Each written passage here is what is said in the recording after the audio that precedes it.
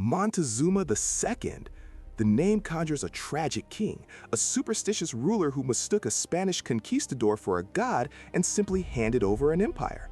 But that story is a convenient fiction, written by the conquerors to justify their conquest. The real Montezuma commanded from Tenochtitlan, an architectural marvel floating on a lake, its population dwarfing London or Paris. His empire stretched over 200,000 square miles, demanding tribute from nearly 400 resentful city-states. He was a high priest, a decorated warrior, and the absolute ruler of millions. So when Hernán Cortés arrived in 1519 with a few hundred men, Montezuma wasn't paralyzed by prophecy. He was strategic.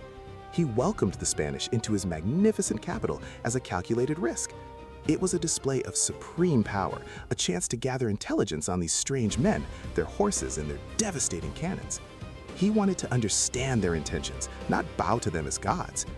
But his strategy had two fatal flaws. He underestimated the sheer ruthlessness of Cortés, and he failed to grasp the depth of hatred among his subjugated peoples. The very tribes the Aztecs had oppressed, especially the Tlaxcalans, saw the Spanish not as invaders, but as liberators. They eagerly joined Cortés, providing thousands of soldiers. Montezuma's gamble backfired spectacularly. He was taken hostage in his own palace, a puppet ruler for the Spanish. Then, in June of 1520, he was dead. How? The Spanish said his own people stoned him, enraged by his weakness. Aztec accounts claim the Spanish stabbed him when he was no longer useful. His death remains an unsolved mystery, a symbol of his complex legacy.